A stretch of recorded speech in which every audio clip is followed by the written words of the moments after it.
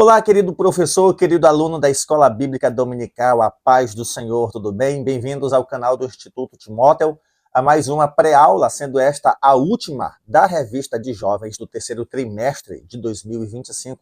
Meu nome é Jarbia, você já me conhece, sou pastor assembleiano, professor da Escola Bíblica Dominical, e estou aqui semanalmente oferecendo a você conteúdos que eu julgo serem úteis, necessários para o seu aprendizado, para o seu crescimento na fé.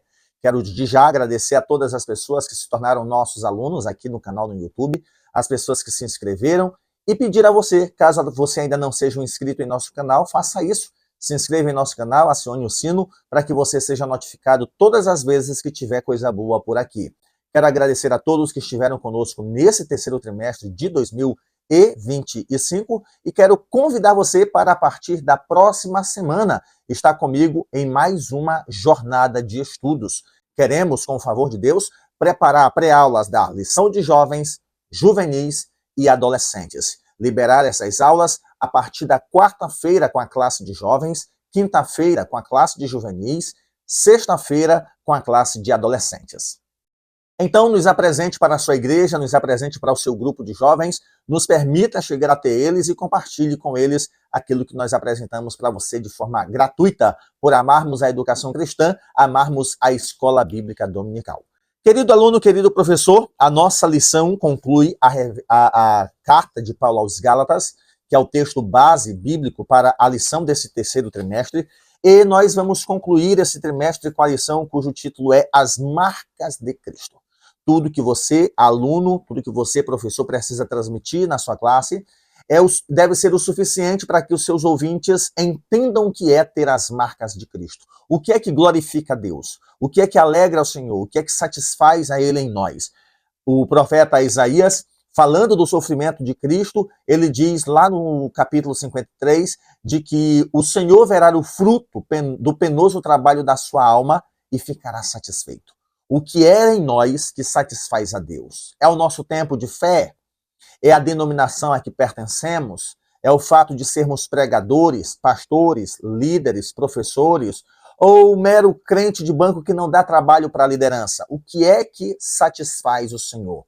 E nós precisamos considerar isso, e a partir do momento em que nós entendemos o que é ter no corpo as marcas de Cristo, nós vamos perceber que muitos de nós está à busca de coisas que não são tão essenciais, deixando de lado aquilo que é necessário para sermos aprovados por Deus, bem vistos, bem quistos, e sermos motivo de louvor para a glória de Deus. Portanto, esse é o assunto da nossa lição, as marcas de Cristo. O texto principal, o texto áureo é Gálatas 6, versículo 17. Desde agora ninguém me inquiete, porque trago no meu corpo as marcas do Senhor Jesus. E o resumo da lição: não há virtude alguma na circuncisão, e nem na incircuncisão, mas a virtude está em ser uma nova criatura mediante Cristo Jesus. Poderíamos parafrasear ou contextualizar para aplicar isso aqui. O que é que satisfaz a Deus? O que é que denota a virtude? Paulo, escrevendo a Timóteo, na sua segunda carta, no capítulo 3, ele vai alertar Timóteo a respeito de alguns homens que eram mentirosos, enfatuados, orgulhosos, mais amantes de si do que de Deus, amantes dos prazeres, tudo de ruim. E Paulo conclui dizendo: todos estes têm forma de piedade. Foge destes. Pessoas que são ímpias, que são pecadoras, que são perversas, mas têm traço, tem um estereótipo de piedade, forma de piedade, parece santo, parece crente, parece virtuoso, parece nova criatura, mas não são. Então nós precisamos não só tomar cuidado com esse tipo de gente, mas cuidar para que nós não sejamos esse tipo de pessoa. Responda para você mesmo, professor, para você, aluno. Você é um cristão genuíno? Você é um cristão verdadeiro? Ou você tem apenas um estereótipo, é conhecido como homem de Deus, mulher de Deus, mas só Deus e você sabe que isso não é verdade? Será que você se encaixa nesse perfil que as pessoas precisam tomar cuidado? Espero que não, e busquemos as marcas de Cristo Jesus para que nós possamos agradá-lo, ser motivo de satisfação pelo penoso trabalho da sua alma. Então, queridos, nós vamos concluir os nossos estudos desse terceiro trimestre, onde Paulo conclui fazendo algumas recomendações práticas. A carta aos Gálatas, ela trata de questões doutrinárias sobre como regeneração, salvação, principalmente a justificação pela fé, mas ela também tem essa parte prática, pastoral, fruto de exortações e conselhos do pastor Paulo para aquela comunidade. E dessas recomendações está o alerta de Paulo para que esses crentes saibam o que é que agrada a Deus. Não necessariamente estereótipos, ações que parecem e até são boas, elas não são imorais ou amorais, mas tomar cuidado com algumas práticas, julgando que essas práticas é que nos colocam na frente da fila, né? Ah, Deus me ouve porque eu sou dizimista fiel. Deus me ouve porque eu faço isso, aquilo, outro. O bom comportamento, a boa conduta, o testemunho são indispensáveis. Porém, isso deve ser fruto da salvação e não requisito para a salvação. É esse o teor da carta de Paulo aos Gálatas. Cuidado para não fazer isso, para tê-lo como um complemento para a salvação. Vocês já são salvos, já foram salvos. Vocês não precisam complementar, acrescentar, que era isso que estava sendo ensinado pelos judeus, a praticarem as obras da lei para que a salvação fosse concretizada neles. Então, quando nós falamos das marcas de Cristo, uma delas já está aqui no primeiro ponto, que é o bem que deve permanecer sendo feito, fazer o bem. Em outras palavras, ser benevolente, benfeitor, benigno, uma pessoa bondosa, tem a ver com generosidade. Tiago vai trabalhar sobre as obras da fé. Você tem fé? Então evidencie isso por meio de obras. As boas obras, elas são bíblicas, são evidências da salvação e não um critério para a salvação. No catolicismo romano, você precisa, além da fé, e eles consideram a fé uma obra, e das boas obras para contar no seu processo de salvação. E enquanto nós entendemos as boas obras como fruto da salvação, como resultado da salvação, ou seja, se nós julgamos ser salvos, regenerados, e não praticamos boas obras, algo de errado não está certo. Deus nos deu uma nova vida e errou e falhou. Pare para pensar naquelas pessoas que são trabalhosas na membresia da igreja. São cristãs, estão na igreja, mas são pecadoras, são infames, são barraqueiras, são complicadas, colocam em dúvida a sua conduta, a sua identidade cristã. Não é difícil, embora nós não tenhamos que julgar, mas não é difícil você olhar para uma pessoa e concluir que aquela pessoa não nasceu de novo. Porque, gente, não faz sentido. Como é que nasceu de novo, é nova criatura e continua com os mesmos hábitos? Continua com as mesmas imperfeições. É claro que nós não somos livres ainda da presença do pecado, mas eu tenho falado ao longo desse trimestre a diferença entre o justo e o ímpio. Como é que nasceu de novo e continua sendo caloteiro, fofoqueiro? Como é que nasceu de novo e continua sendo profano, prostituto? Como é que é nova criatura e continua ímpio? Não faz sentido. Então, uma das evidências da salvação é as boas obras, a benfeitoria, você ser benigno para com o próximo, principalmente aos domésticos da fé. Paulo está falando aqui da constância no fazer o bem. O bem nunca deve ser deixado de fazer, seja por meio da ação social, seja por meio de um resultado de um trabalho da igreja, no bairro, na cidade, na zona rural, no hospital, numa escola, mas o fazer o bem, a que Paulo se refere aqui, é o socorrer o necessitado. Nossas igrejas fazem um trabalho social que deveriam fazer? Ou esporadicamente, mutirão social, um evento onde vai ter consultas gratuitas, cestas básicas, com que proporção as nossas igrejas fazem isso? Se nós não cuidarmos, nós vamos nos ocupar em manter uma agenda para manter os que são crentes e vamos nos esquecer do trabalho social da igreja. A igreja tem um trabalho social que é socorrer os necessitados, não é sustentar. É claro que o contexto bíblico do nosso contexto é muito diferente. Hoje, os pobres da nossa nação têm recurso, têm benefícios do governo, e são muitos esses benefícios, mas ainda assim existem aqueles que vivem em extrema necessidade, onde os benefícios recebidos do governo não suprem as suas necessidades, né? Existem pessoas que estão envolvidas em demasia com necessidades físicas, pessoais, e essas necessidades precisam ser socorridas, não sustentadas, não colocar aqui debaixo do braço, não se preocupa que nós vamos resolver o problema, mas sustentá-las, socorrê-las, sempre que for necessário. O segundo parágrafo desse primeiro ponto vai dizer: se a lição anterior nós vimos um tipo de plantio e colheita, que era o semear, e plantar e colher, o que o homem semear, isso também se fará, Nessa lição, nós veremos o poder da decisão e a necessidade de ser constante no trabalho do reino. Quem faz o bem, ainda que demore, um dia colherá o que plantou. Isso se tal pessoa não desistir, não parar.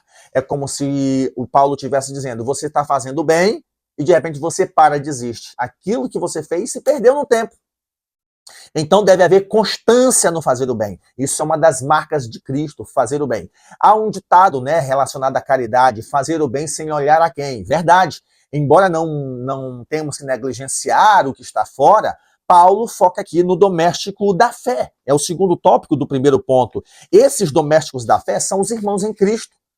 Ou seja, nós precisamos fazer um trabalho social não só para alcançar a cidade, alcançar o bairro periférico, alcançar a favela, alcançar a zona rural, mas para socorrer o doméstico na fé. Às vezes esse doméstico da fé sofre e passa despercebido. Eu estou, por exemplo, com uma camisa de uma das muitas festividades da minha igreja. Mas imagina quantas famílias não podem comprar uma camisa dessa.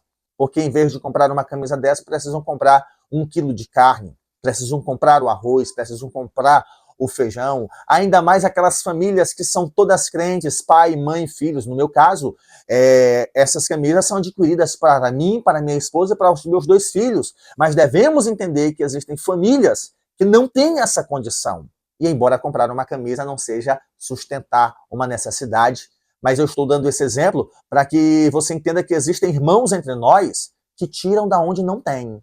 Ou às vezes não fazem porque não tem condição, porque precisa comer, precisa beber, precisa pagar água, precisa pagar luz, precisa comprar o suficiente para a sua subsistência. Quando nós fazemos campanha de venda de lanche nas nossas igrejas, será se nós não percebemos o constrangimento de um irmão necessitado que não tem ali R$4, R$5 para comprar um cachorro quente, não tem R$3 para comprar um copo de suco? Queridos, nós devemos cumprir com as nossas obrigações sociais e olharmos para a nossa comunidade e tentarmos diminuir o sofrimento, a fome, a sede desses que são domésticos da fé. Se as nossas igrejas nós não conseguimos prestar uma assistência ao doméstico da fé, queridos, nós estamos pecando. Hoje, muitas igrejas dependem do período de Natal ou do período de Semana Santa para receber cestas básicas do governo, da prefeitura, de um vereador, deputado, e faz um trabalho social. Essas pessoas fazem um trabalho social por meio da igreja, mas a igreja em si, com seus próprios recursos, precisam prestar essa assistência. Não é errado o cristão oferecer auxílio a qualquer grupo de pessoas que realmente precise, pois doenças, guerras, catástrofes naturais e outras situações que afetam a economia e a segurança de um país podem surgir em qualquer lugar do mundo. E aí nós precisamos socorrer, prestar atenção a essas pessoas, sem, contudo, esquecer os domésticos na fé. Paulo, no terceiro tópico aqui, vai falar das grandes letras. Provavelmente ele estava sofrendo um problema de vista, mas tem uma tarefa aqui que o professor é orientado a fazer na classe. Eu quero que você, professor, siga a orientação aqui desse subsídio primeiro, desse subsídio 1, a respeito de você colocar à disposição dos seus alunos Gálatas 6:11, vede com que grandes letras vos escrevi por minha mão, e ajudá-los a entender o porquê que Paulo escreveu com grandes letras. Levando em consideração que, possivelmente, assim como Romanos, a carta aos Gálatas foi escrita por um amanuense, um secretário, Paulo ditava e essa pessoa escrevia, e pode ser que em um dado momento Paulo passou a escrever ou concluir essa carta e fazendo isso com letras grandes. Qual a razão? Por quê? Qual é a razão dessas letras graúdas? Trabalhe esse subsídio 1 com os alunos em sala de aula, até por uma questão de otimização do tempo. O segundo ponto, Paulo vai falar da invalidade, da insignificância das obras da carne, ou da aparência carnal, o estereótipo, quando o meu costume fala mais alto, quando os usos da identidade falam mais alto, né? Pessoas que se gabam porque usam saia comprida, porque usam somente roupa social, pessoas que se gabam porque usam terno e gravata, pessoas que se consideram superiores porque tem mais relacionamento com Deus, ora mais, tem marca no joelho, jejua não sei quanto tempo. Cuidado para que isso não se torne uma aparência carnal, forma de piedade. Precisamos tomar cuidado com isso. E Paulo vai sugerir aqui a circuncisão dos gentios. Os judeus se orgulhavam em ser circuncidados e tinham alguns benefícios pessoais, físicos. Eu quero, inclusive, que você pesquise aí, dá um Google, os benefícios da circuncisão. considerada hoje a fimose, né, uma microcirurgia no órgão genital masculino. Existem benefícios físicos, biológicos, que são resultantes da extração do prepúcio, né, do homem. Existe um benefício físico muito grande no que diz respeito à saúde. Mas mais do que esses benefícios saudáveis, os judeus consideravam um sinal externo de aliança com Deus, de vida com Deus. E Paulo vai dizer, não se gloriem nisso. É aí que Paulo vai trabalhar em Gálatas e também em Romanos sobre a circuncisão do coração, a pureza do coração, a limpeza do coração. Basicamente, gente, a circuncisão, a fimose, ela evita acúmulo de sujeira. E evitando sujeira, evita transmissão ou infecção, por exemplo, no relacionamento entre marido e mulher. A probabilidade do marido circuncidado infectar a mulher com alguma doença é muito inferior em relação ao homem que não tem a fimose, né? Não fez a fimose, não fez a circuncisão. Então, basicamente, a circuncisão elimina sujeira, infecções. Então, circuncisão do coração é limpeza do coração, pureza da alma. Então, eles preferiam a marca de um ato exterior para não serem perseguidos. E Paulo vai considerar que essa circuncisão, essa guarda da lei, que na verdade esses líderes não guardavam, queriam apenas impor, cobrar, vocês têm que guardar o sábado, têm que abrir mão de comidas ilícitas, vocês precisam entender essas coisas para que vocês sejam verdadeiros cristãos. Então, Paulo vai aqui invalidar o sinal da carne. Cuidado, querido aluno, cuidado, querido professor, com a aparência de piedade. A aparência de piedade pode ser vista naquela pessoa que não ri, que não brinca, porque ela considera a santidade uma atitude, um comportamento de não rir, de não brincar, de não sorrir. Tudo é pecaminoso. Aquela pessoa que não vai à praça, aquela pessoa que não faz isso, aquela série de proibições. Legalismo. Nós tivemos uma aula lá atrás sobre isso, evitando o legalismo. São pessoas que têm forma de piedade, às vezes não por maldade, elas foram ensinadas assim, né? Essas pessoas, por exemplo, elas consideram que os crentes que oram sentado, a oração não vale, a oração foi fraca. Existem até os que ousam dizer, não passa desse teto, né? Como se a oração fosse uma bola ou algo físico que subisse como um balão. Como se houvesse um tempo entre nós e chegar no céu. É algo indevido para se referir à oração. Então, o autor da lição ele vai ensinar no terceiro tópico sobre gloriar-se, né? Se eu não devo me gloriar na circuncisão, se eu não devo me gloriar na guarda da lei, em que eu devo me gloriar? Nas marcas de Cristo. Ou seja, quais são essas marcas de Cristo? Paulo vai tratar disso mais adiante, que é exatamente o fazer o bem, o sofrimento, né? As marcas de Cristo é viver como Cristo viveu, sofrer o que Cristo sofreu. A teologia da prosperidade cai aqui. A teologia da prosperidade não tem as marcas de Cristo. A teologia da prosperidade ensina, se você é filho de Deus, o dono do ouro e da prata, você não pode ser pobre. Se você é o filho do médico, você não pode ser doente. Se você é o filho do rei, você não pode ser servo. E quando Paulo trata de as marcas de Cristo, ele está falando dos sofrimentos de Cristo que ele também tem. E aí nós chegamos ao terceiro ponto, com essas palavras finais, onde ele vai dizer que Jesus não faz acepção de pessoas, mas ele salva, e salva para que essa pessoa seja uma verdadeira nova criatura. O gentio poderia se tornar prosélito por meio de atos, de ritos, práticas dos judeus, ele se tornaria ali um judaizante. Mas isso não fazia dele uma nova criatura. A circuncisão não fazia dele uma nova criatura. O que faz uma nova criatura é a ação de Deus na vida dessas pessoas, e isso pela fé somente. Então, Paulo escreveu aos Coríntios sobre o que havia passado por amor ao Evangelho. Ele vai dizer que foi açoitado diversas vezes, foi preso, apedrejado, naufragou em três ocasiões, além das viagens perigosas por causa de ladrões, falsos irmãos, de judeus que lhe desejavam a morte, e os períodos de escassez, de vigílias e constante pressão que as igrejas lhe traziam ao coração. Não só o sofrimento por servir a Deus, mas também as dificuldades no que diz respeito a trabalhar para a igreja, servir a igreja, resolver os conflitos da igreja. Isso são as marcas que Paulo se gloria. Eu trago no meu corpo as marcas de Cristo. E ele conclui falando que é a graça que sustenta. E aí o autor da lição vai fazer esse ajuste, né? Pela graça fomos salvos, pela graça a salvação é mantida, e pela graça nós vamos chegar até o fim. Se é pela graça, eu não preciso me preocupar em me circuncidar. Eu não preciso me preocupar em fazer isso, aquilo, outro. Embora essas coisas devam ser resultado da salvação enquanto boas obras, como evidência, como atestado, e não como critério, não como requisito para a salvação. Portanto, querido aluno, querido professor, concluamos esta revista desse terceiro trimestre enfatizando aos nossos alunos o que é trazer no corpo as marcas de Cristo. Nós somos ensinados a consagrar as nossas dores, o nosso sofrimento, as nossas dificuldades, nós consagramos ao Senhor, nós apresentamos ao Senhor. Os católicos dedicam suas dores e seus sofrimentos às almas do purgatório, para que essas almas sejam beneficiadas com o seu sofrimento. Nós somos orientados a fazer isso a Cristo, por Cristo. Apresentar a Ele, entregar a Ele, para que por meio dele nós possamos alcançar a graça de chegar até o fim. Concluamos, irmãos, com essa ideia. Precisamos da ação de Deus para termos em nosso corpo as marcas de Cristo. Jesus viveria a vida que nós estamos vivendo? Jesus faria as escolhas que nós fazemos? Consideremos isto para o crescimento e enlevo da nossa fé.